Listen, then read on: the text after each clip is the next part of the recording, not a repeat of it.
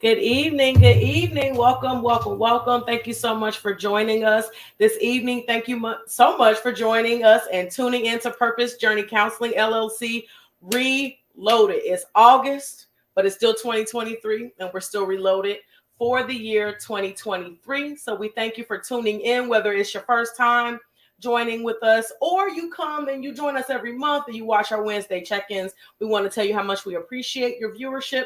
You're subscribing to our YouTube channel and all of those things, but we want to welcome you this evening on behalf of Purpose Journey Counseling. My name is Dr. Ntatu North, and I'm the owner and therapist of Purpose Journey Counseling LLC, which is located in Cincinnati, Ohio. So today is Sunday. It's Sunday, August the 6th, 2023. And again, we are glad you are here. We're glad you're here. Good evening, Mother. Good evening. We are so glad you are here, and we are live. It is 7 p.m. Eastern Standard Time, and we're live. We're live on Facebook, YouTube, and we're live on X, which is formerly known as Twitter. That feels like Prince, was the artist formerly known as Prince. I don't know what that is about, but we're on there too. So with that the little app says X, we're there too.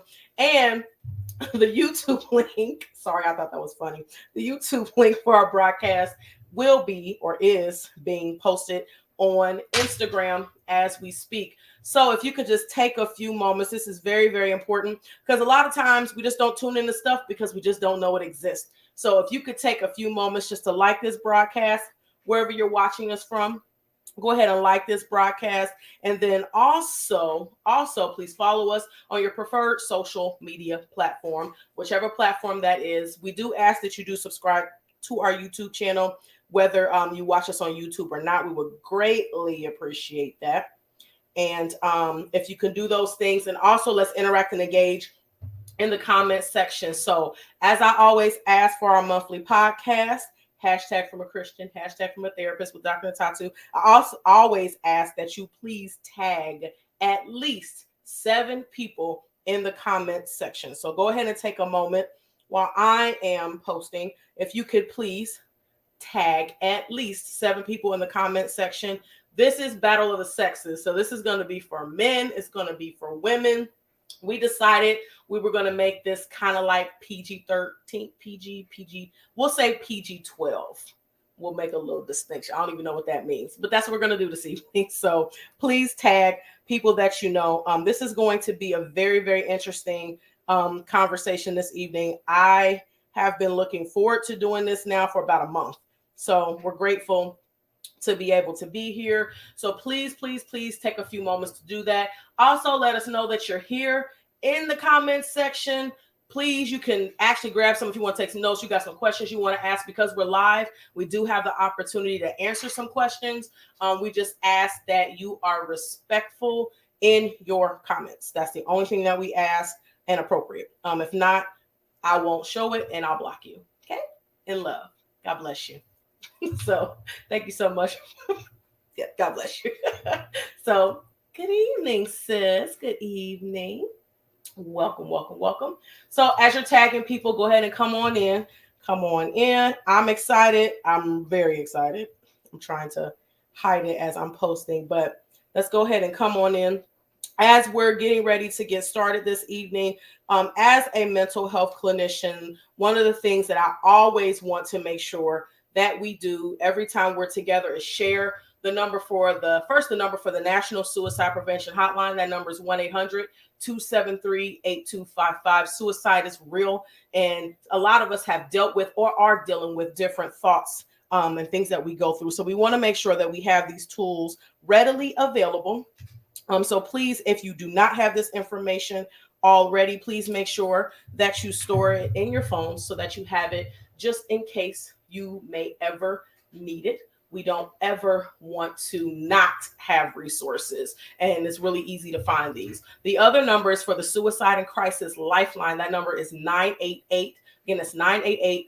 Both of these numbers are 24/7, and you can actually text this number as well. So there's support available, there's help available. So let's make sure that we are sharing or storing that information so that we can share it, and then we have it if we ever need it. Good evening, Erica. Good evening. Thank you for joining us this evening. So as we're getting ready to get started, for those of you who it's your first time tuning in, again, welcome. And we do appreciate you being here. I just want to answer this question. If you're wondering, what is Purpose Journey Counseling LLC? Well, it's a private practice. We're located in Reading, Ohio, where we provide in-person and telehealth therapy for children, adolescents, adults, couples, families. We do all that. Actually have another staff, and I'm not going to give her information yet because I want to formally introduce her to everyone, but I actually have another staff at Purpose Journey Counseling. So we're trying to definitely provide the necessary mental health counseling services that, we need in our community. So definitely doing that. So that's what we are. And I always want to make this statement. It is okay to have Jesus and a therapist too. It's okay to have both. It definitely is okay. So that's why we are #from a Christian, #from a therapist, because I definitely love the Lord, and I also love to help people in regards to their mental health. So again, we want to welcome you. This is our 13th episode of our monthly podcast, and this is Battle of the Sexes. Yes, it's probably exactly what you think it is. Are we going to be fighting and arguing on here? No, we're not doing that. Definitely not going to do that. But we are going to have some conversation. And we have a wonderful group of men and women who are going to be joining us this evening. So it's time. We belabored the moment. We've shared. We've been commenting. You're letting us know that you're here in the comment section. We've been doing all that. So now it's time to welcome our guests. So I'm going to bring you on one by one. So get ready. Get your camera faces ready because I'm about to let you on.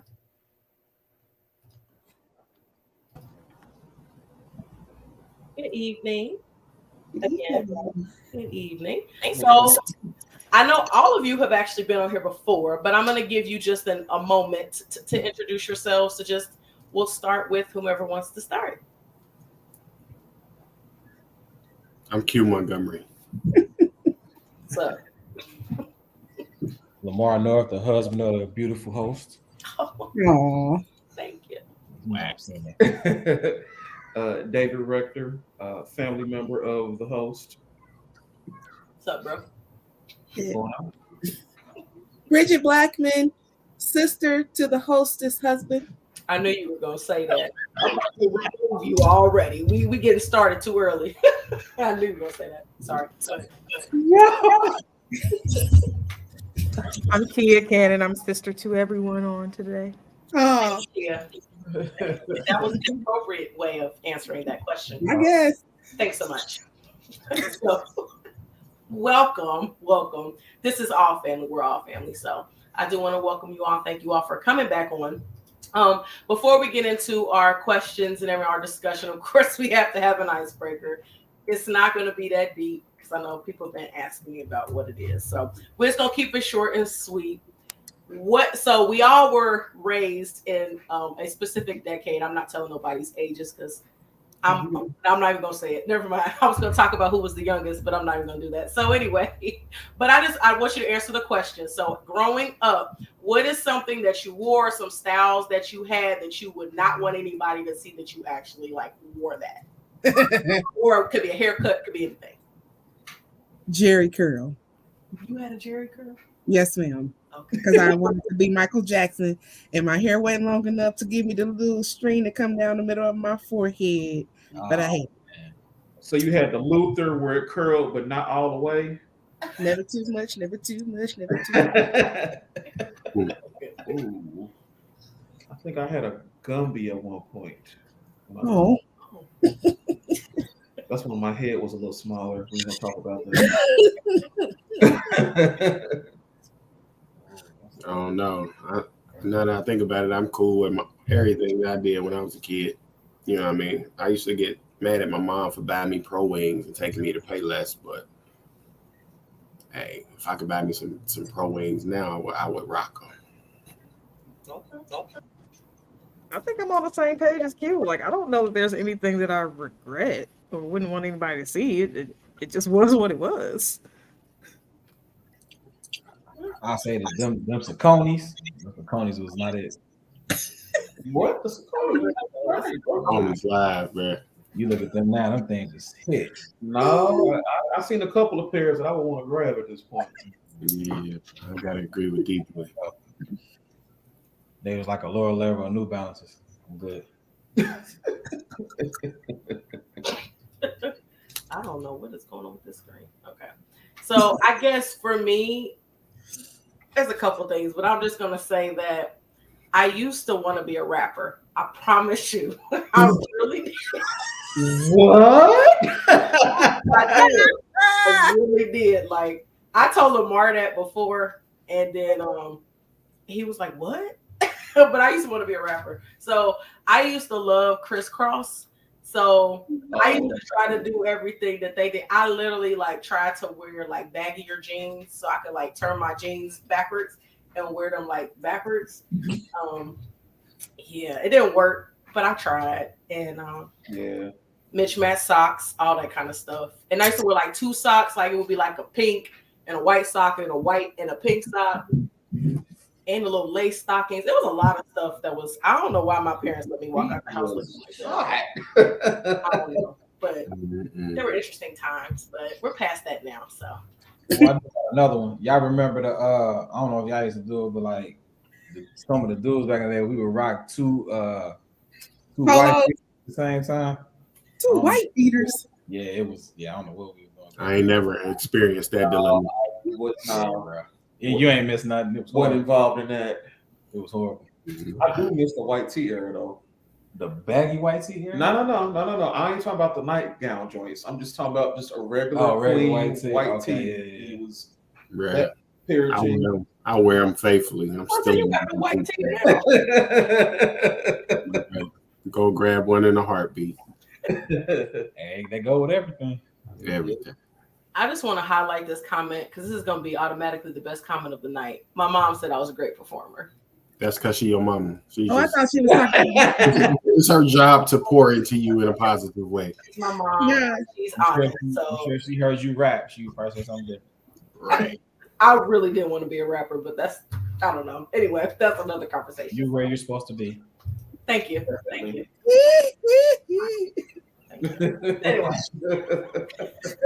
Okay. So it's not that funny. It's not that funny. Thank you. Okay, we're gonna talk about that later. Thank you. So anyway, so let's get started because I know this is what the people really want is this conversation. So the first question. So I want to preface this by saying Lamar and I were actually having a conversation about maybe a week or so ago, and we were talking about some very interesting concepts as it pertains to men and women. So it was really like a huge inspiration.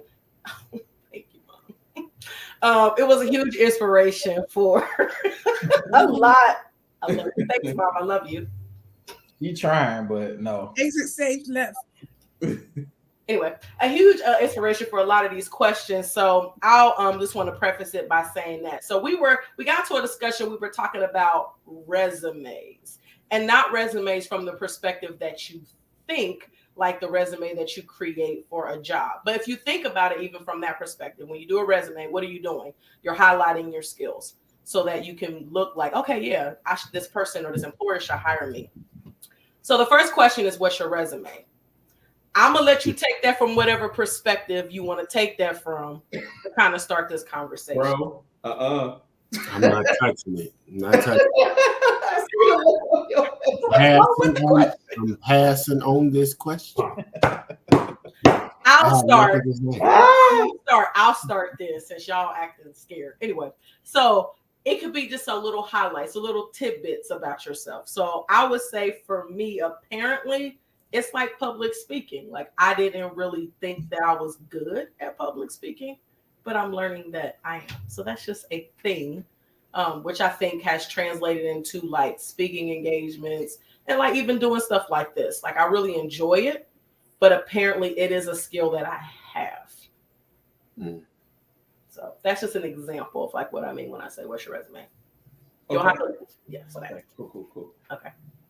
I can say that my resume would consist of me being a good listener. Just about all of my friends, reach out to me and they'll share something with me, and I'm able to give them good feedback if they want that feedback, or if not, then I'll just sit there and get a soundboard for them. And I've been told that on numerous occasions. You have some people who actually are good with acting listening, and then you have some people who they don't necessarily read the room per se as with being able to be a good listener. Like they'll listen to a little bit of what you say and then try to insert themselves in certain areas of what you said when you didn't ask for that to begin with. That's good. I would say making music, only because I never thought I would do that. I actually got turned on to it from my cousin who actually started, and then I initially started falling in love with like the process, because it's like kind of therapeutic. Like you just sit down and you create something from scratch. So I would say that would be a skill of mine. I play it safe. I'm a great writer. Yes, I never would have thought about that as a young guy. I never thought to be a published writer, but I am, and I'm pretty good at it. Actually, I'm great at it. Not to be, toot my own horn, but I think I'm pretty dope. So that's it. Ladies. This might sound odd to some people, but I think I'm equal parts peacemaker and tree shaker. So I kind of find my place, trying to find a middle ground, trying to find a balance with situations, people, arguments, debates, whatever. But I'm also not shy from calling things out. And even if it's unpopular, like, you know what, this is something we may not have looked at, but it still needs to be addressed. So finding that balance is, I would say, something I try to be good at.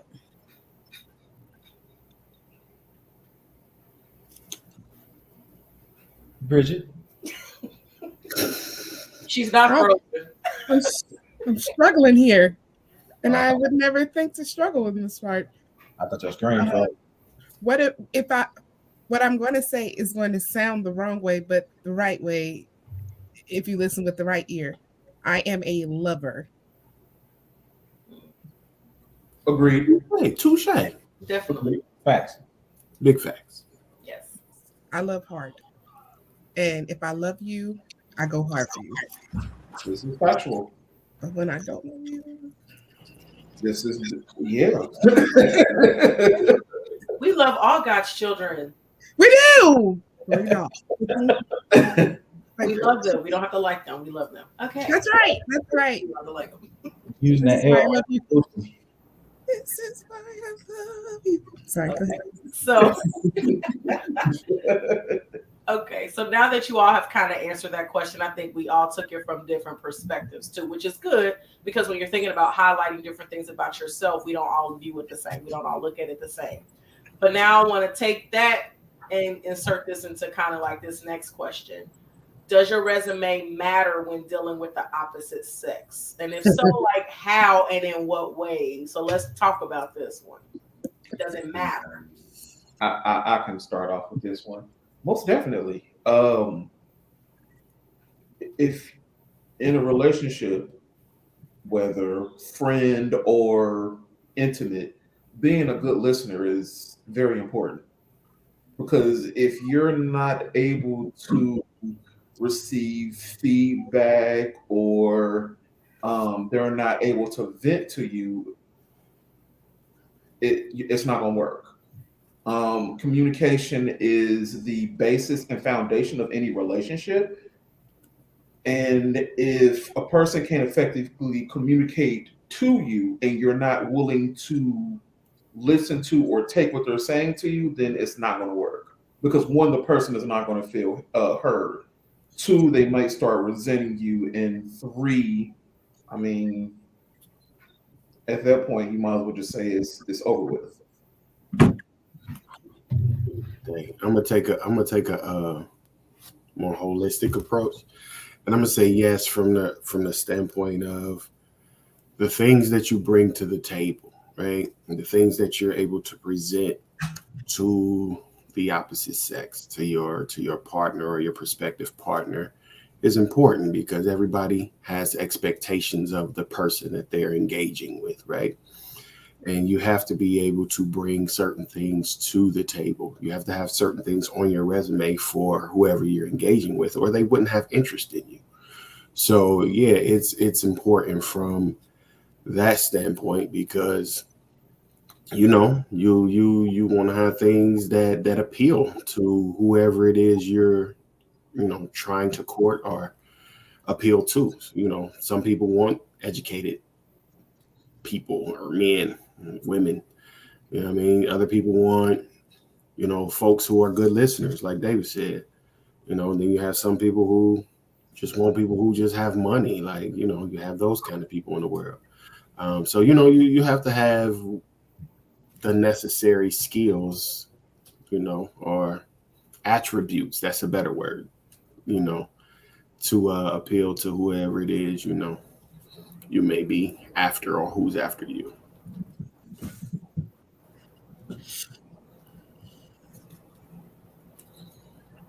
I'm done. I'm done. No. Don't be so quiet. So go ahead. I was waiting on Bridget the Kid. I was gonna go last. I was just gonna say I walked myself right into this question because absolutely, absolutely it matters. Love absolutely matters when dealing with the opposite sex. But I think the missing component or the thought process with it is not only in word. Like, I love hard, but what does that look like? And what does that look like to the person that I'm trying to be with? And how does it feel coming from the other side? What is my expectation from the other side? So I Mhm. think it's important on both sides understanding what that looks like. Yeah. You took that word right out of my mouth because I feel like my personal resume that I spoke on earlier is at the core of it is all about understanding, trying to see someone else's perspective, see how, get it from their side as well as how you give it. So even though I feel like I may be presenting one way or giving love one way or showing that I'm listening one way, you may not receive it that way. So that peacemaker in me is like, okay, I'm trying to do this right, but the tree shaker is also saying there's something you need to fix because they're not receiving it the way that you're intending for it to be received. Is it something that I need to change? Is it something that they need to, like, at the core of it is just really getting to a basis of understanding both perspectives and coming to a common ground in the middle. Okay. And I think, oh, I'm sorry, you go ahead. No, go ahead. No, you go. Because I'm going to go somewhere else with mine. Go ahead. Okay. Well, the way the resume question came up because we were, like you said, we were talking the other night, and I was telling her, like, if you look at our resumes on paper, from the world's perspective, me and her would never match up, right? Because she has X amount of degrees, has her own business, has a podcast, has a nonprofit. Run it down, boy. List goes on, minister. List goes on and on. You dig what I'm saying? Run it down, bro. In the middle, right? So, but then if you look at my resume, business owner, works in healthcare, and it kind of going back to school, but it kind of like stops there. So, like, from the world's perspective, it'd be like, yo, they not matching up. Like, yo, why is she? What's going on? So I think it comes from a perspective of the person that you're with, and what you're wanting out of the relationship. Because if your relationship isn't based off of income and degrees, then you can match it with whoever you want. But unfortunately, the world that we live in today, it's a lot of that spewed on these podcasts. I'm saying, oh well, and there's nothing wrong with wanting the person that has a lot, but we see these millionaires that get divorced every day. So what is it about those relationships that they're financially secure, but they keep jumping from person to person? So I think in some relationships can withstand more than others, right? So you have some relationships where they may be able to get over someone cheating on them. They can work through it. Then you have some relationships that can't. You have some relationships that take a financial dive and they don't want to stay with that person while they're building themselves back up. And then you have another person that will. So I think at the end of the day, it depends on the person. It depends on the person that you're with and what they're willing to work with you while you go through life. Because I mean, it's gonna be curves everywhere and twists and turns. So you just never know. That's interesting that you said that, because that's kind of where I was going. See, we here, baby, here. Even though you upstairs, I'm downstairs, we still here. But my point is just that, because that's the thing. Because like even what I said was just an example, like when I talked about public speaking. But like when I had to really, because when he said that to me, like we don't match on paper, and I'm like, it wasn't an argument, it was just a conversation. I was just like, what? Like, what are you talking about? Because I don't look at it from that perspective. And I've also had to tell him, like, it depends on what matters to you. Basically what you were just saying. What matters to you? Because you can make way more money than me. You can have more degrees than I have. You can have a lot more going for you, but suck as a person. Like your personality sucks. Like we don't get along. I don't want to be around you. Like if I can't, one of the things that matters to me, and all of y'all know this, is I love to have fun. And like relationships matter to me. Like the people that I hold near and dear to my heart matter to me. So if I can't do life with you, in that manner, and we've been together 15 years, I'm not the same person I was 15 years ago. So, and neither is he. Thank God we're not, though. Thank God. But at the same time, it's like if I can't grow with you, if I can't become a better woman with you, then that's a problem for me. I don't care about what you have, because I know that some people, and I've even thought about this too, would consider me like a high maintenance female. I don't think that I'm that person, but I'm a go-getter. And it's like, if I want it, I'm gonna get it. If I want to do it, I'm gonna do it. And I don't sit back and I don't wait for people to say, hey, let's do this. Like I just do it. And even in my marriage, I had to learn that sometimes that wasn't good, because I would just do stuff or make decisions and I wasn't really talking to him. I would just do it because I'm like, well, this is what I want to do. So why can't I just do it? I'm an individual, I'm grown, so I should be able to do these things. But in our context, because we're married, like we had to work together. But just in the general sense, I would just say, when we're answering the question, does your resume matter? All those things about you, I think it matters, but I think different parts of your resume matter to different people. So there's some things to one person that might be important, but to another person, it doesn't even matter. It's like, well, if the woman's the breadwinner, and makes more money than the man might not care. The woman might not even care about that, but she might care if you have a job.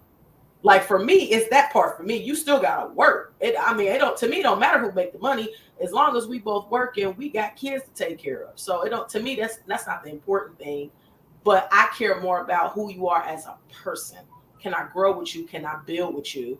That matters, especially if you're talking about a lifelong relationship. So thoughts on that? We don't have to go to the next question if somebody has something else. I feel like in certain situations where we feel like we're not qualified, God qualifies us. In a lot of situations where we probably should not have been or should not have gotten what we gotten uh, because of the things that we done and because of how not perfect that we are. I was like, you know what, I'm gonna qualify you anyway because you're my child. So sometimes in certain situations, your resume not even matter. Like I said, I think it just depends on the individual because you got no relationship is the same. That's why, like, when people ask me relationship advice, I can give it to you, but what work for us is probably not. Maybe it may work for you and it may not because everybody goes down a different road in a relationship. Mhm. So I mean, it just depends, man. And I mean, even if you talk about like being unequally yoked, that's more from a spiritual perspective. Like that doesn't necessarily that don't have nothing to do with money. It's not even about that. And I think sometimes even when we take scripture, we take that out of context Hmm. and say, "Oh, well, you got these many degrees and you don't got one. Y'all unequally yoked." That's not what that even is talking about. It's not even about that. So, but yeah, I would agree. I definitely think it depends on the individuals. But yeah, it does matter. You do need to bring something to the table, as Q said. You do need to bring something to the table because you should be a whole, complete person without that person. And if you're not, then you need to work on that before you even think about being in a relationship with somebody else. Bridget, why the face? I disagree. You look like your wheels were spinning because you were like, well, girl. Well, that was my agreeance face. What about unconditional love? Oh, so are you talking about in the sense of loving someone in spite of what they have or don't have? Mama, if you want to clarify that question so we can answer that. But if that's what you're talking about, like, yeah, because sometimes there might be a lot of times it's seasonal. There might be a season in your life where you don't even have a job, but that might just be a season. So yeah, if you're in a committed relationship with somebody, you have to be willing to say, you know what, I'm willing to do this even while you're in this temporary situation. So loving someone just as they are. Yeah, not trying to change them. I don't know. What are you guys' thoughts about that? Loving someone just as they are. Bridget, your eyes. Because that is a soft spot. Like, not the unconditional love, but, well, I guess it is the thought of what unconditional love really means. Because sometimes we meet people that are damaged, or sometimes people meet us when we're damaged. And we take on this whole thought process that we can help change them. Like, oh, I'm gonna stay with them because I can help them see X, Y, and Z. I can build them up. I can make them see that I'm the greatest person in the world, and that's all I'm all they need in their life. And we wind up in the same place 20 years later, like, well, it wasn't really my job to really build them up or help them see. Like, I'm taking on too much of what is not supposed to be, but I'm doing it thinking that I love them so much that I'm trying to change them into the person that they need to be. Um, and really, that's not good for either part. So I think some people think that that's unconditional love when really it's conditional because it's based off of them changing into the person you want them to change into. That's a whole word right there. Good point. That was I good. think we lose sight of the fact that we can love people and not be in their face. We can love people unconditionally, 100%, and not have to be a party to their transformation. We can love them with everything that we are and not have to have a hand in what they're going through or what the changes that they may have to go through. We don't always have to be front row center, and suffering in tandem is not unconditional love. It's just I'm suffering with you. They're two different things. Yeah. And Mm, that's selfless unconditional love because if we feel like we have to be present for the transformation, then we really want it for us and not for them. I disagree with Mama with the whole acceptance piece. The is as is. Nah, player. I'm cool on that. From the perspective of the thing, if you accept someone who's damaged, let's go back to Sis's comment. Like if you accept someone who's damaged, right, and you stay with them and you really love them and you really want the best for them and they don't want the best for themselves, then you allow those who are damaged to become damaging. Yes. We not doing that. My thing is I'm not about to allow you to destroy me. So yeah, I will accept you as you are. But once I see that who you are is not good for me, then I have to remove myself from that situation. And like he said, I love you from a distance, but I'm not about to play with fire. If I see that you burning me, why would I stay there and continue to be burned? I got you, mama.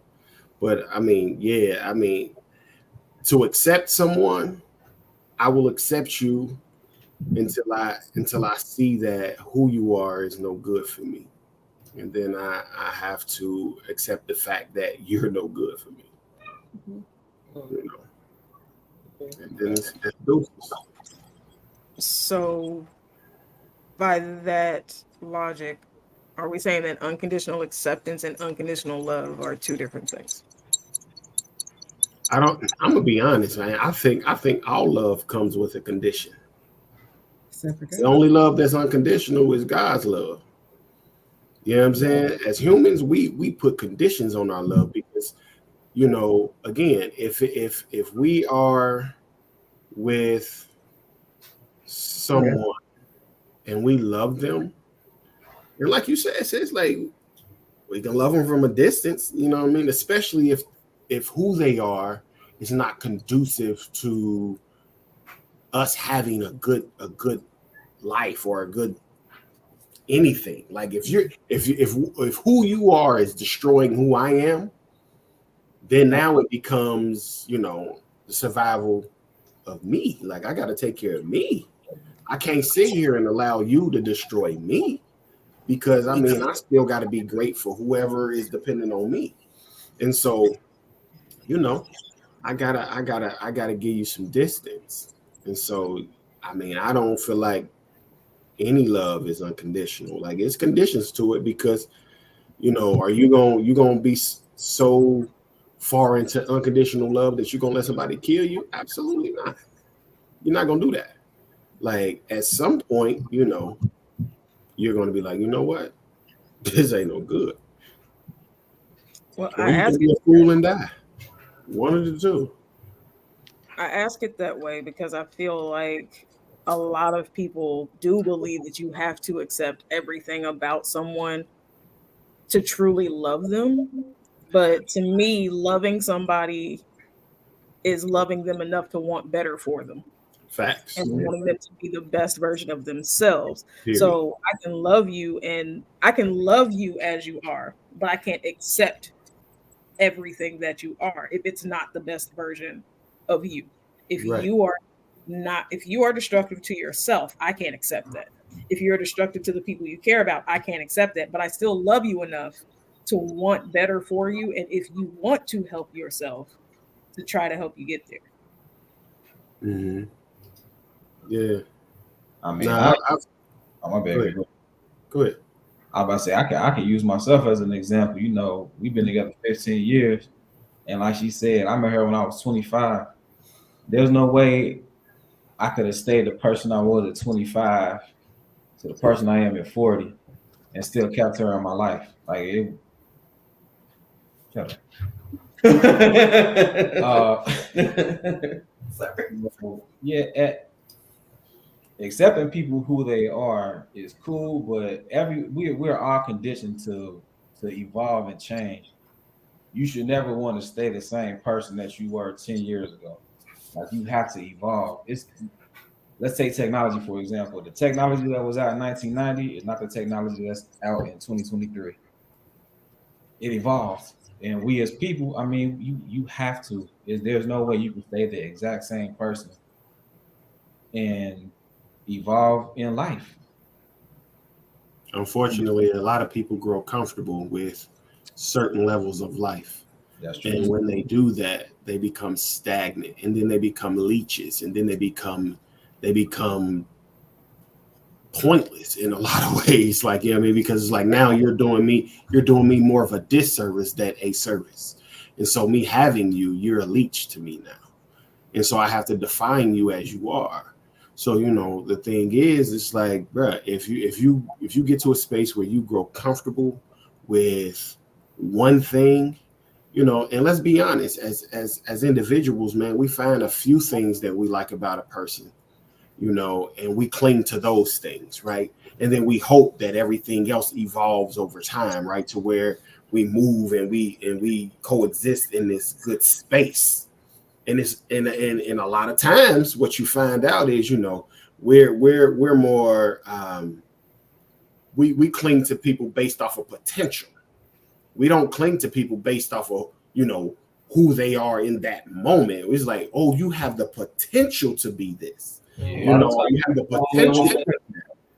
Right. Oh, we assign the potential to them. We may not even really see it. We might not even see it. Hope it's there.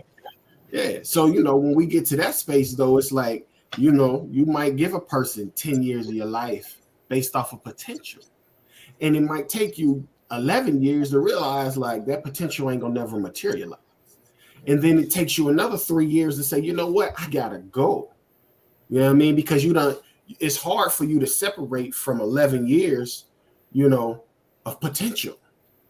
Because now you're just hoping that one day it happens. And then it takes you 3 years to be like, you know what? I knew 3-4 years ago that ain't what it was never gonna happen, but I was just staying there just to make sure or get some certainty. And then you get tired of being tired, and then you leave. Right. Because I was gonna say, like, if you take it from that perspective, if I was the same person I was 15 years ago, he should have probably left me. Right. For more than one reason. For one, because as a 39-year-old woman, there's no way I should be acting like a 24-year-old or the way I was at 24. About to be 40. Yeah, I'm fine. I'm fine with that. 5 months. I'm fine with that. Thank you. January 11th, 2024, I will be 40. Thank you. I'm fine with that. But yeah, 40, yeah, all that. Yeah, I should. Right.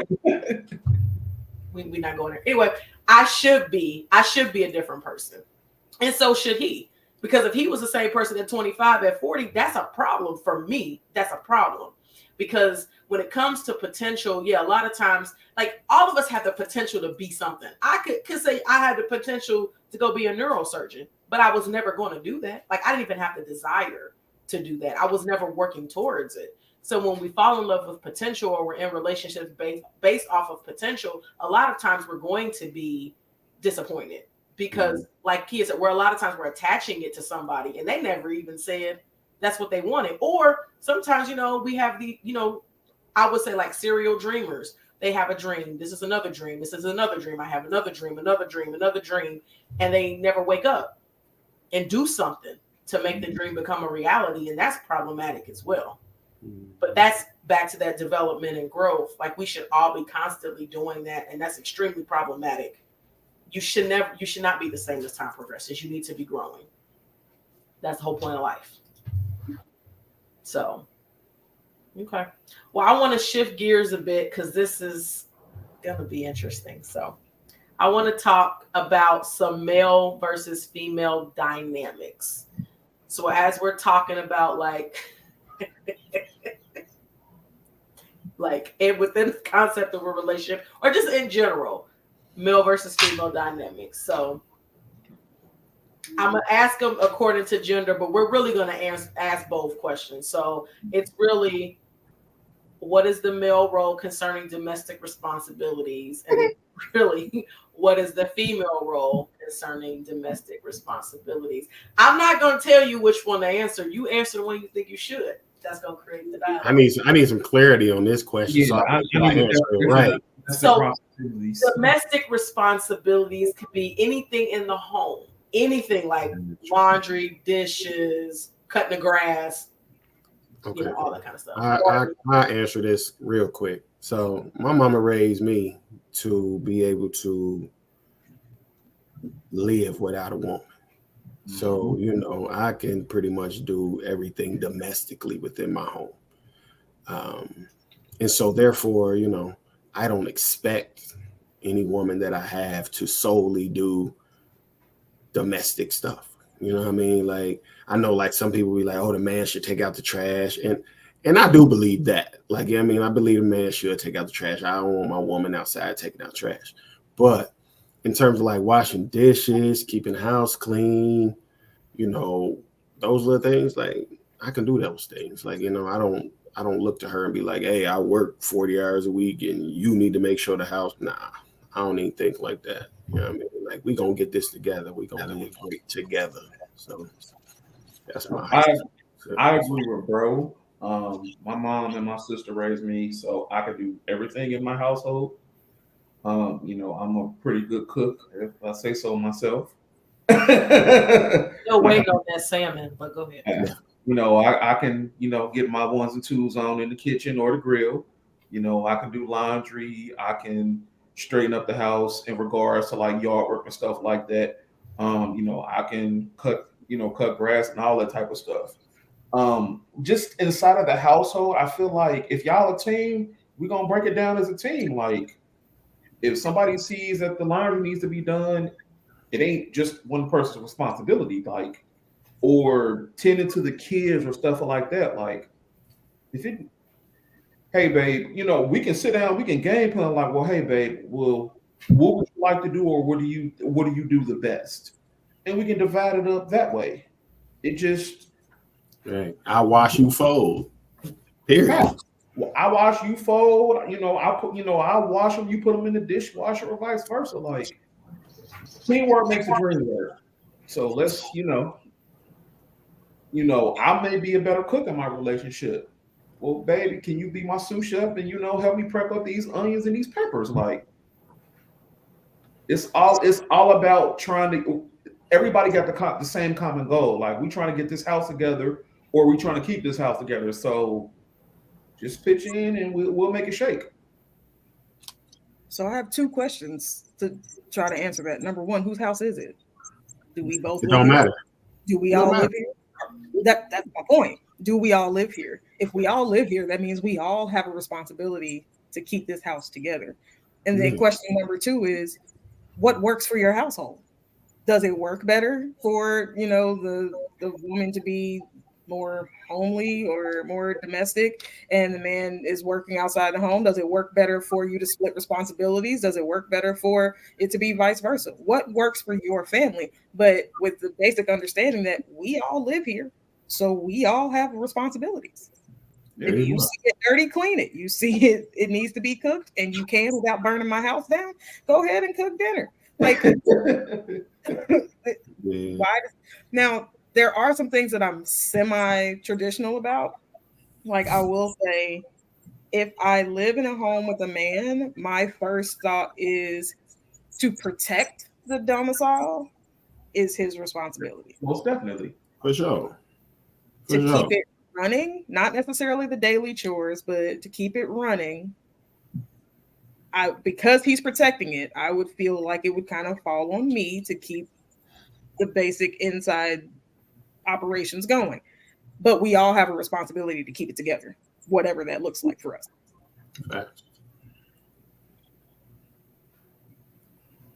That's pretty much it. Ain't nothing else to say. Next question.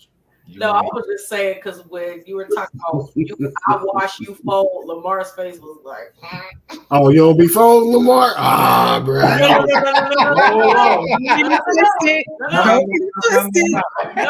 You need to reverse that. Me, Lamar, pretty good. Yeah, he does the laundry. This is my perspective on that kind of stuff. I think it depends on the person's schedule, right? So Ntatu most of the time works later than I do. I get off at 2:30, pick the girls up from camp, come home, cook, clean, X, Y, and Z. My thought process is the less work either one of us has to do when she gets home is more time that we get to spend together. Dig that. I mean, but y'all gotta I love playing though. Y'all got y'all things set up that way. You know Right. what I mean? But So, it didn't always work though, because it used to be I just didn't do stuff. Like, I'm just being honest. And my mom, she'll agree, whatever. I don't care about what she has to say. I love how you just gloss over that. Go ahead. Yeah, that part of it. I didn't like to clean. I didn't like to cook. I didn't do anything. Like, my sister cooked. I mean, I just didn't like doing any of that kind of stuff. I don't even know what I was really doing. I just didn't like to do that kind of stuff. Like, I'm not a domestic at all. Like, I wouldn't even want to be a stay-at-home mom. Love my kids, but I couldn't do it. Like, it would drive me crazy. So, but I used to be, I would just say lazy. That's just flat out what it was. I just wouldn't do it. And my expectation was like, oh, well, he does that stuff. He just gonna get it done. But that wasn't right, because we didn't really communicate well, or he would ask me to do stuff and I would look at him like he had 5 heads. Like, how dare you ask me to wash dishes? Like, what was wrong with me? I don't know. That's why I say I'm glad for progression and growth, because I don't want to be that person anymore. But that's how I used to be. So now we have a system that works because of our schedules, but it wasn't always like that. Sometimes it takes conversations and growth. Mm-hmm. That, and then like they said, like, I grew up with both my parents in the home, but those are common things that you should do anyway. It shouldn't be no one person. It shouldn't be a woman's responsibility to cook for you. If you were living by yourself and cooking for yourself before she got there, You gonna eat. still do that. If you were doing your laundry and cleaning up the kitchen before she got there, then still do that.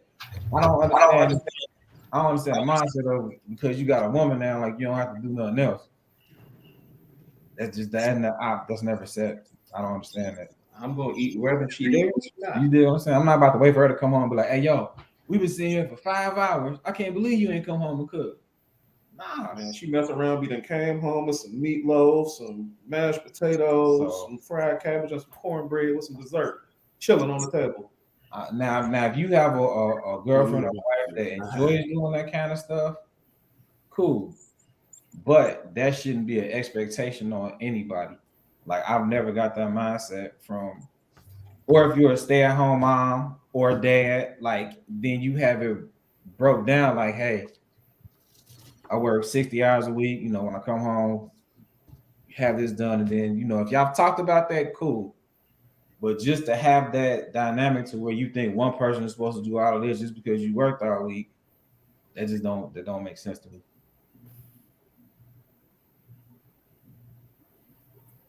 Bridget, you were about to say something? He said it. I was trying to hop in before he said it, but he said it. Go ahead, say it. Your brother, so you know y'all think of something. Spiritually aligned. All this shade being thrown, I don't understand. I'm just saying. That's okay. They can get like us, brother. Yes. So here we go. Okay. So that's interesting. We pretty much had some very similar views on this one. So of course when talking about dynamics, we talked about domestic stuff. So now we're going to talk about finances. So what is the male or female role in terms of providing financially for the household? In your thoughts? Sorry. Uh-oh. I don't know about that laugh. I think this is a touchy subject for a lot of people, and here's my take. If you have an old school perspective of, hey, the man should take care of everything financially, that's cool. But I think the world that we currently live in, you know, a lot of couples get together with the understanding that, hey, we gonna make this work together. Now, you know, I am of the mindset that wherever we live, I want to be able to pay for it by myself. And then, you know, that way, if we ever get in a space where we lose income or what so have you, hopefully I'm in the space to, you know, it's not me who loses the income and I can cover everything, right? But I mean, in a lot of situations, man, it's that conversation again, where it's like, hey, what are we doing? What is our goal? What are we trying to do? How are we trying to attack our bills, you know, together in our house? Am I paying this, that, and the third, or are we doing this all together? What is it? It's a conversation, man. And from there, you kind of strategize on how you're going to cover your house. Period. That's how I look at it. I agree. Yeah. I mean, in this day and age, I mean, stuff is so high and housing is so expensive. A man's giving up a whole check just to cover rent or whatever. So it's best that you do work together, Right. to keep your household running smoothly and efficient.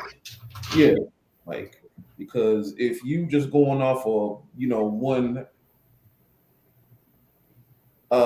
one income, based on the man cover and everything, it's like yeah, that used to be able to be the dynamic. I mean, if you making 3, 4, $500,000 a year, oh yeah, you can do that easily. But we ain't that, we ain't there yet, so to speak.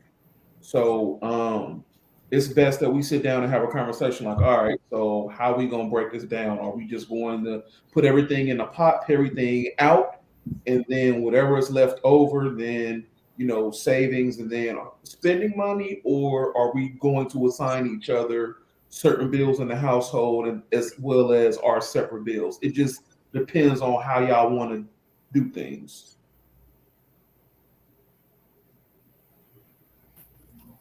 Yeah. I was in a relationship once, and long time ago. I had a conversation with his dad, and he said something that kind of stuck with me for a while, but didn't make as much sense as I got older. He said that in a marriage, his check is for the things that you need, her check is for the things that you want. The older I got, I'm like, it sounded good to start with. Like, okay, he's providing the needs of the house. If I'm working, that means I'm supplementing, I'm adding to what we have. But as I got older, it started to kind of shift. Like, well, if I'm responsible for it, why am I not chipping in for it? If I need it, why am I not also chipping in for it? Why am I not paying my portion, as opposed to just kind of, okay, we're using whatever I bring home to play with? That's a nice thought. But I feel like, marriage or not, I would want some, I don't want to say ownership, but some skin in the game for me. If you're paying the mortgage, I'm paying some of these bills. If if we're going on vacation, you pay for the hotel, I'm renting the car. Like, I would want some kind of trade off there. Um, like I said, it sounded good at first, but I guess where it also breaks down for me is, if we're sharing everything, is there anything that's separate? So is there anything, like, if we're both paying for everything that we require to keep our household running, you have your own account, do I have my own account that we just don't touch? Is that okay, or does that go against us working together? I'm asking the married and couple folks, because I am for whatever works in your household. Because as for me and my house, I'm going to do whatever I want to do with my money. And you can do whatever you want to do with your money, as long as all the bills are paid. So, no, you don't have my bank account. No, I don't have your bank account. And it should never be an issue of trust, as long as the bills are paid. Everybody know I like to shop. So I like to work so that I can buy whatever it is that I want without having to hear somebody say, we need to save that money. Nope, nope, nope. It's mine. And what I decide to do with it is what I decide to do with it. And you can go buy 50,000 pair of shoes if you want. God bless you. That's a lot, right? Amen. You were definitely You very said that. clear about your perspective. Oh, But we speak the same language. I definitely understand what you're saying, because I've just been of the mindset, I don't even know where it comes from, It's just that I need to know that I'm taken care of if I don't have, like, if I'm not married tomorrow for, God forbid, whatever reason, I need to feel financially secure that I can take care of myself and my kids regardless. And I don't know where the mindset came from, but it's basically like I've been very independent, sometimes too independent.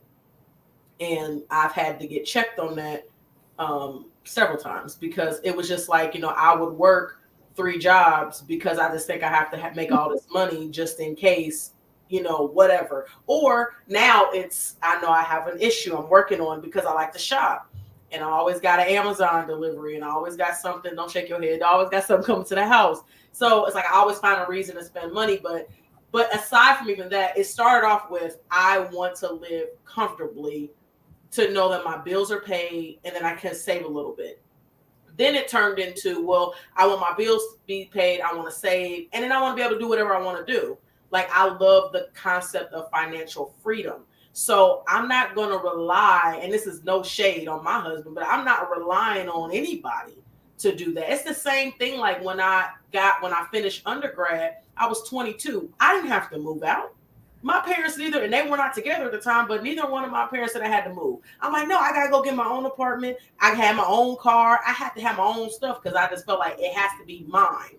I don't know where that comes from. And part of that had to be checked, and I think it was not good thinking in some ways, but I've always wanted to be financially secure by myself, to know that no matter what happened, I'm good regardless. So when it comes to expectations, like I said earlier, I just expect my husband to work, and we contribute and we pay bills. We do a lot better. We used to suck at it, but now we communicate and we split what we split, and we do that how we do that. And then as long as he's paying what he's supposed to pay, I'm paying what I'm supposed to pay, then it's fine. But I don't, that's my expectation in terms of him providing financially, is that he provides, but he don't have to provide more than I do. That. I think the other part, though, is communication. Because if ever you cannot provide what you normally provide, I need it to be stated like, hey, I'm going to need a little help here. And I say that because I was a critical offender of that. Like, I'm going to make it happen. I'm going to figure it out. And I would go above and beyond to not ask my husband. So I know I went shopping last week and you told me to save some money, but I might be short next month on something. Because I ain't want to be accountable. Like, should have listened, and it was my money, but now I got to dig into your money. But see, that's the thing, because like when you think about it from the concept of marriage, is it really yours and his, or is it like ours? Is it? It should be ours, right? Because we always hear the saying, what's mine is his, and what's his is mine. Until it's yours. Yeah. Like, oh, it's mine. No. I'm not touching that one. No. I think it's what's yours is mine and what's mine is mine. Yep. Yeah. Right though. And see, I listen to a lot of podcasts while I'm at work. And I keep hearing all these women say, well, we want the man to do all of everything, and then we just put our money to the side. Well, so what exactly are you doing to contribute to that man? Besides giving him some poom. Like, come on, man. Like, cut it out. I ain't heard that one. Bro. They be going crazy on these podcasts. I'm gonna send you a couple clips. They be going crazy on the podcast, bro. And I just be looking at it like, you think because you're doing this, oh my God, you ain't got to do nothing else. Just had an early 90s moment on the Right. What podcast you be listening to, brother? It's called No. Oh, you right. Never mind. We ain't giving out no free. We ain't giving out no free press. You're right. We'll text it to you. I'm just asking because you know what? now that you say that, like when I was heavy into Clubhouse and going and jumping into some of these rooms, I would be appalled by some of the mindset of, I'm going to say, ladies loosely, because it was very much a like, if he don't have six figures, if he can't afford to do X, Y, and Z, then he can't step to me. But I never really heard like their resume. Like it was always very one-sided, like he needs to step to me with. And I'm like, but why would he step to you? Like, tell me what he, because you perceive yourself as cute. You're not. Okay, I'm sorry. You're not sorry. You're not. But I think that's a fair question both ways. That the what do you bring to the table question bugs me, because it's like you're asking me what I bring. Have you thought about anything that you bring? What are you offering to be asking me what I have to offer? We should be coming together and learning each other, as opposed to you didn't have everything on the menu that I needed. I'm not going a la carte, so I'm going this way. Oh my God. Put it out there. That was beautiful. It was. That was so eloquent. Facts. There was this lady, evidently I'm on social media too much. I was on TikTok, and she said, this guy came to her and was like, well, what type of stuff do you look for in a man? Because he was interested in her. And she said, I'm not telling you. And at first I'm like, how you gonna act like that, sis? But then she snapped and she was like, because if I tell you what I'm looking for in a man, then you'll start becoming that person and not the person that you really are. Yeah, that's good. Now I know that had nothing to do with financial, nothing. But it jumped in my spirit real quick when she was talking about how we look for something in other people and we don't know how to present ourselves to them. Yeah, representatives are real. Mm-hmm. Oh, definitely. They real. If I can be From both honest, men and women. If I can be honest, I say I've been an imposter at one point in time, and I had to kind of check myself. Like, why are you trying to act like something that you're not? Doesn't it get exhausting? It does. You can only keep up the facade for so long. Like, I told you I was this. I'm gonna act like I'm this, but eventually, something in my spirit is gonna keep conflicting with that, and it's just gonna get extremely exhausting. Like, I can't do this no more. And then the mask falls off. Mm-hmm. Well, why put the mask on in the first place? I am who I am. Mm-hmm. If we don't mesh, we don't mesh. If we do, great. If we mesh now and then later down the line we learn more about each other and we don't mesh then, that's fine too. But at least we brought our honest selves to the table instead of what we wanted you to see. Mm-hmm. Yeah. I remember Ntatu asked me, it was a real long time ago. Like we always have our best conversations, like when we were just sitting down watching TV. And she asked me one night, she was like, do you ever get, I can't remember, I think she said, do you ever get bored with our relationship? I was like, no. She's like, well, why not? I said, because I've done everything I wanted to do in my early 20s, right? I went to all the parties, I've done all the drinking, I've smoked all the weed, got the girls I want, like, different women. Don't tell too much. Don't tell too much. Right. But it's, and I told her, I said, I'm not bored because I enjoy being with you. And like we was talking about masks, like if you're talking to multiple people at one time, you have to put on a different mask for all of them because they not all the same man or woman. You gotta put a mask on for this person because she act a certain way, this person because she act a certain way. And like Kia said, that get exhausting.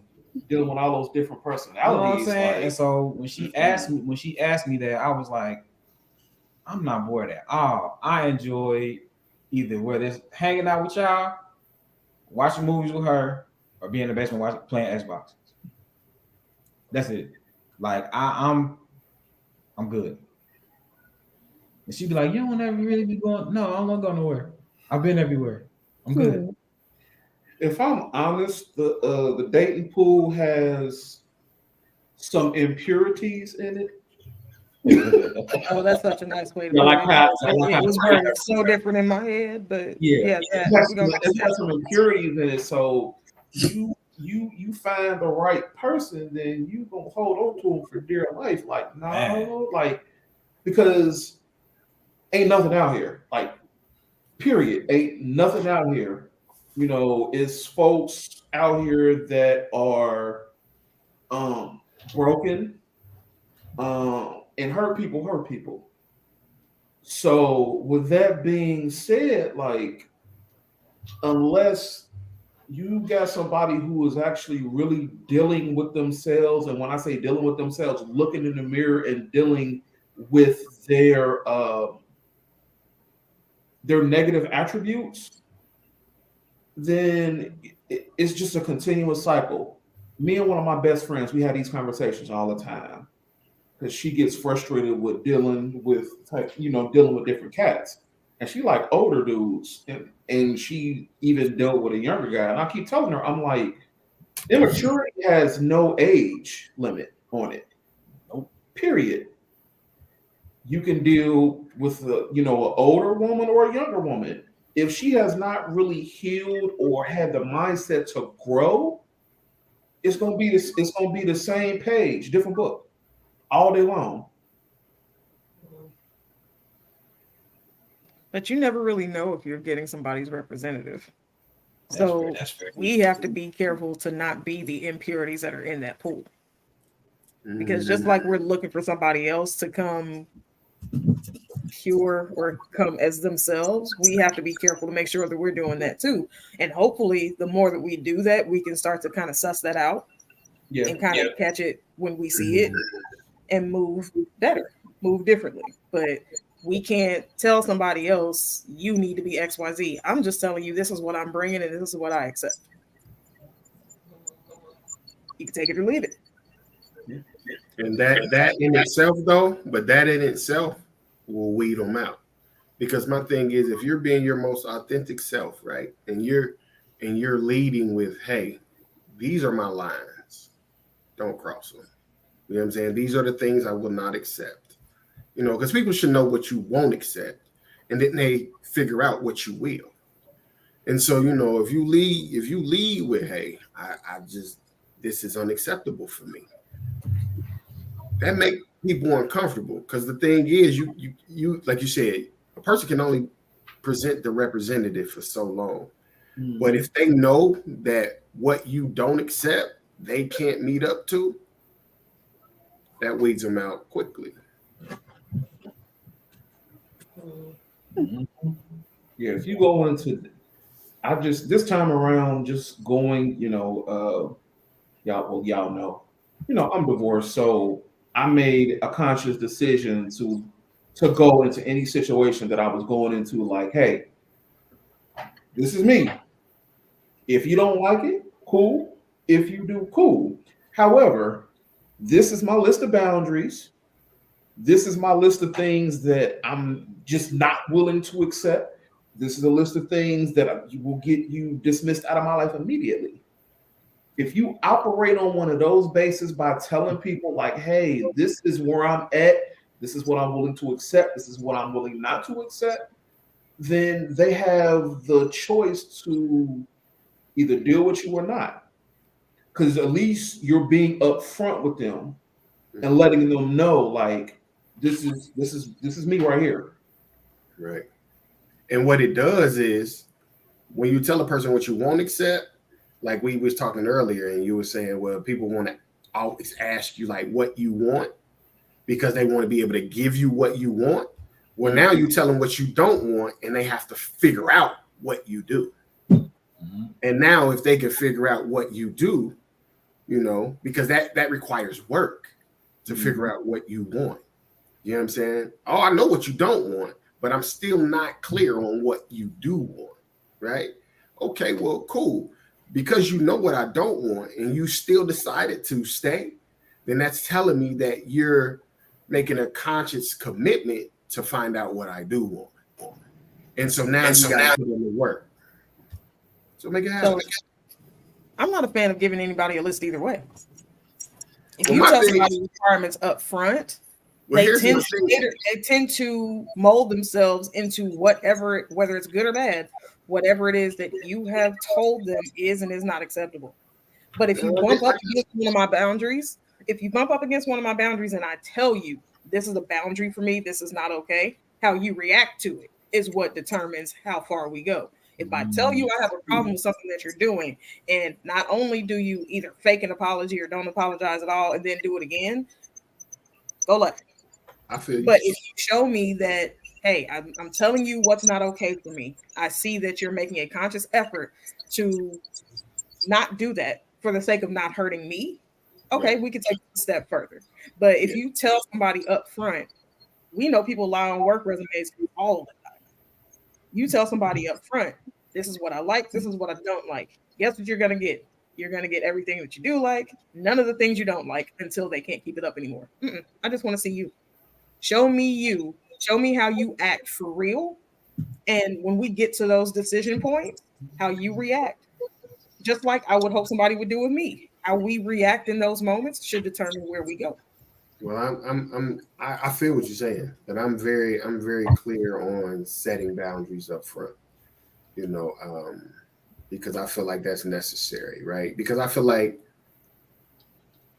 a lot of people play in a lot of different ways, and some of them ways just ain't for me. And so I just need you to know up front, like I don't want to play in these spaces. You know what I mean? These aren't the things that I'm willing to operate in. And if that's you, then we can stop now. You know what I mean? But if it's not you, then let's proceed. I ain't really giving you too much but that. You know what I mean? Like you said. And then if something happens where, you rub me the wrong way, then I'm gonna vocalize that to you. Like, look, I ain't too much feeling that. Like if And, there are absolute deal breakers, like right. That's what I'm saying. Like I gotta let you deal know. breakers, yes, you need to know that up front. That's what I'm saying. But okay, then I think we're on the same page. The Yeah, other for sure. like decision points that's like, Yeah. I wasn't really feeling how you move right there. How Right. you react to that to me is what tells me what I need to know. Facts. But Yeah. the absolute deal breakers up front, yes, we're putting those out there. That's what I'm saying.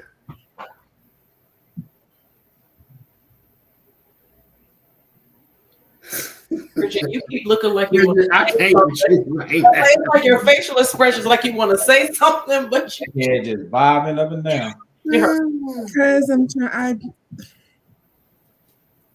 I mean, I don't have anything to say. I'm just thinking through both point of views. That's it.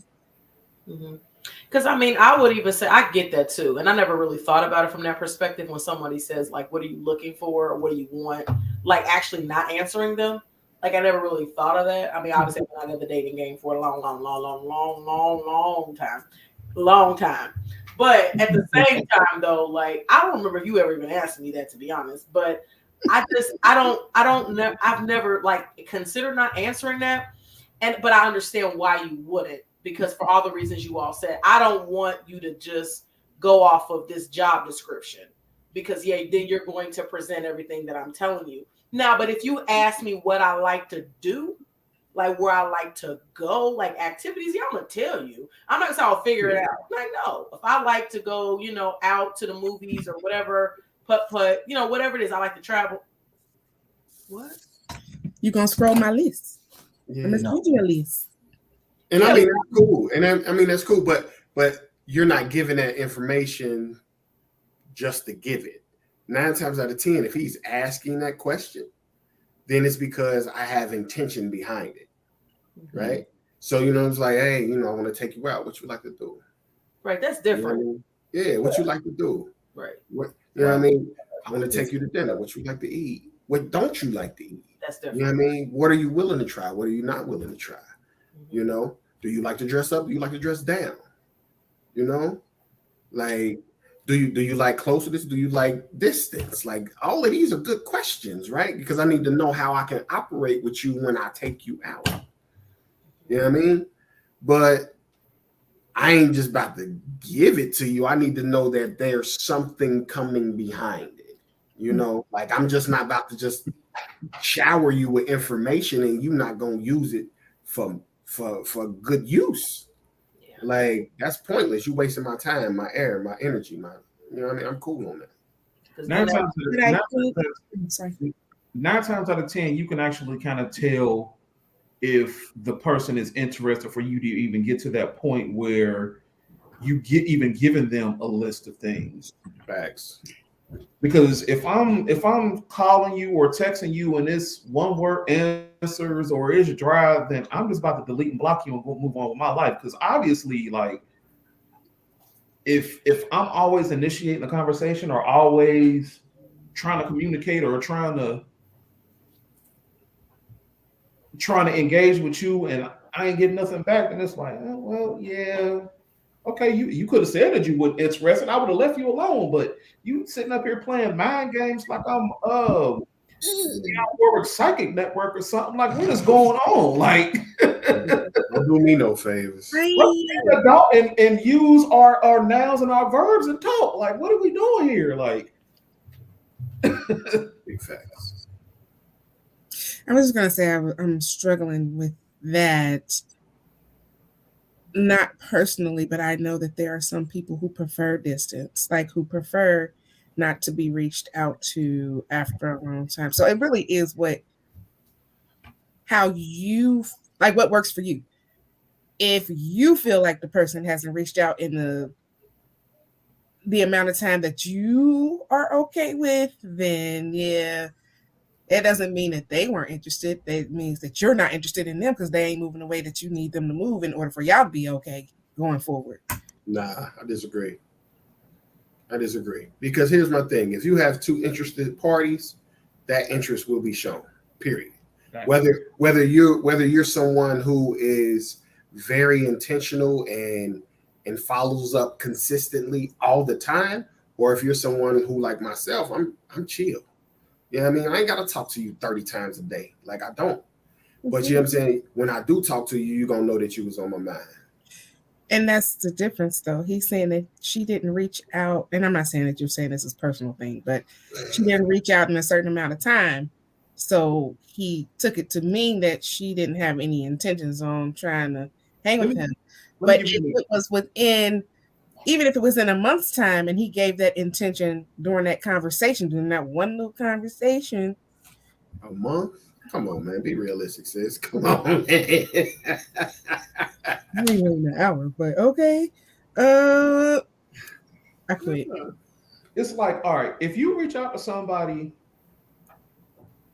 let's say 12 noon, understand, people work, all of that. If I don't hear from you until the next day, Yes, but that's what I'm saying. That's because that's your expectation. Somebody else might be cool with her not reaching out until the next day because that's what, like, maybe they do the same thing. Your expectation is like, you should have hit me up an hour ago, bro. Yeah, I I'm get what you're with saying. you. I get what you're saying. I'm gonna have an I'm an attitude. Like, why? If you like me, why didn't you hit me up? But there are some that just means that they're not for me. Somebody else may accept that as okay. I'm gonna holler at him tomorrow, and I'm not gonna be upset about it. That just might be their thing. I think it could also depend on the stage of the relationship that you're in, because I'll tell you right now, if it's the very beginning and that scenario happened, I'm not reaching out anymore because I have a life and you just were introduced to it. Big No, I fact. think if you don't hear from me until the next day and you're upset that you haven't heard from me as though you should have been a priority. I have children, I have a job, I have other things that I have to do. However, as soon as I am able, hey, how you doing? My bad. I saw your text yesterday, but I was kind of busy. If that's a problem and we're literally just starting out, exit stage left, because I feel like that's a little much. But again, it depends on who you're dealing with and what their expectations are, what your expectations are. I wouldn't expect to hear from somebody that I'm just starting to deal with all day, every day. Now, if we built up to that and that's what we like, that's the vibe that we maintain for a while, then I would expect it. And if there was something different that happened, like I talk to you every day, now all of a sudden I haven't heard from you in a week, that's a different problem.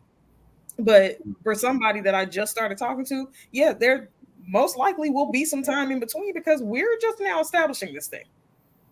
I think You it's may all not based, be priority number one. I think it's all based on interest. Because if I'm feeling you and you feeling me, even if I am busy, you make time for what you want. Period. You make time for what you want. Yeah. Even if it's 30 seconds, be like, I'm busy. Hit you back later. 30 seconds. Sin. You make time for that because you want to let them know I'm not ignoring you, but I don't have the time for you at the moment. That's true. And all it takes is communication. That's all it takes. And let's be real honest. It's 2023. It takes 5 seconds to send a text. That's it. That's You can it. do it on your It don't- watch. it don't- You it can don't. tell Siri, hey, can you text such and such back and say I'm busy? Ain't no excuse. If it's somebody I was interested in her, right? I'm just saying. I use myself in examples all the time because I don't ever want somebody to be like, well, he's just talking hypothetical. I'm telling you how I operate. When I first met her, she had a boyfriend. The respectful, nice guy I am, I left her alone till she moved on. You perfect. I did, for real, no lie. Like when I got a boyfriend, I ain't say nothing else to her. But she made it a point to come into the classroom that I was in and let me know that she wasn't with that person anymore. From there, Yourself known. we Okay. we talked every day and hung out every day most of the time. Giggity. Because I was interested in her. Like you say, people make time for what they want. I don't care what it is. If you really want it and you really interested in that person, you gonna make time. And it take 5 seconds. Hey, just thinking about you. I've got a busy day. Talk to you later. Love you. Sin, and that's it. Why you over there rocking, Bridget? It's okay. First of all, never mind. Go ahead. What you about to say? Don't trade places with me. No, I wasn't saying anything. I rock all the time, Mr. Montgomery. All right. We got another question. Not for tonight. we gonna put a pencil in it for tonight because I mean we have part 2 and stuff like that. Because I think this was some very good discussion that kind of went a different direction, which is good. Because I think it's just good to get like the male and female perspective on all these things, particularly as it pertains to relationships, households, things like that. So we've got some more things in store for next week. So let me put this. Hold on. Okay, wait a minute. Comment. I try to get the comments. Okay. So I do thank y'all for yes. How come your mama don't never agree with us? It's always a hater. Sis, don't be that person. Don't be that person. It's my brothers, lovely gentlemen, y'all Ew. progressive. We Hey, out here, don't do that. ain't women out Don't here. do that. But I think she's saying they're progressive because if you think about the traditional mindset of a man, traditionally, no, men were like, I bring home the money, you take care of the babies. They want us barefoot, pregnant. Ma'am, but that same tradition was with women too. Yeah, because we got the trash. So we progressive we- women out here too. We out here working. We out here providing. We out here loving on these progressive men. We also have to remember too, back when our parents were growing up, women didn't have a lot of rights in the workplace, right? Or say so. So most women had to be stay-at-home moms because back in those times, it wasn't set up for them to have their own voice in the workplace to go pursue their career. It's different now. Like y'all can go do whatever y'all want, and I think that's dope. But like back in them days, and then also you can feed a family of 10 off of one income. You can't do that today. Y'all would know. It's family of 2 off one income. What you Wait. We do not have 10 kids. Who said we had 10? Bridget. Oh, baby. You must got us mixed up with somebody else. We do not have 10 kids. Lord have mercy. Not even half of 10. We got a grown. We got 3 now because one of them grown. We still got 4. Weezy He's out be here. grown on me, ain't our child. Weezy out here. Grown. collectively, how many kids do we have together? Well, I had 25. Lots. Too many. It's So not. we You love go it. about T. So, but yeah, so she said we were all progressive, all progressive, all progressive. So And she specifically said she agreed with me too. I Yeah. felt the shade. It's okay. and she said I was talented. And we're back. And I've grown. And I've grown. That's all. Thanks for pointing out that Mother Elaine just doesn't like me. Okay. Okay. Okay. I bet you I find out she's gonna write, Bridget, I love you too. Wow. So Here take come, me here down. come, Like, here I don't come, want you here to come. come. I love I you. mean, Bridget, that's kind of like payback for you, kind of like disowning Goodbye. us at dinner earlier. But we'll take that offline though. We'll talk about that offline. Yes, yes. So I thank everyone who has stayed. 'Cause I know it's been a little longer than usual, but it's been good conversation. So I thank everyone. She wrote it, didn't she? I knew it. I knew it. I told you it was coming. You know, Mama Elaine love all of them. But I thank everybody for tuning in. And I also, of course, thank all of these wonderful men and women who have joined us this evening. So just want to go ahead and put it out there. Next week, we'll be back. Same time, same station on all of these different platforms, YouTube, Facebook, Instagram, and X, Twitter, whatever. I don't understand. Somebody's going to have to really explain that to me because I really don't They understand. changed the name. It got bought. Yeah. It should Elon Musk bought Twitter. Eliana. Elion, however you say it. Elon.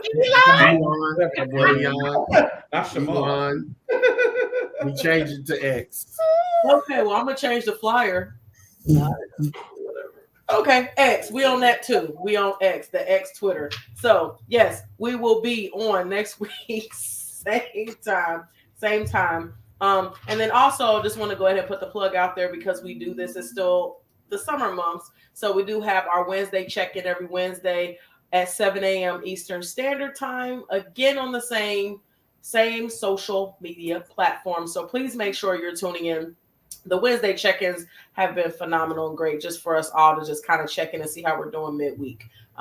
Because we all deal with stuff, but it's good for us to just be accountable to each other.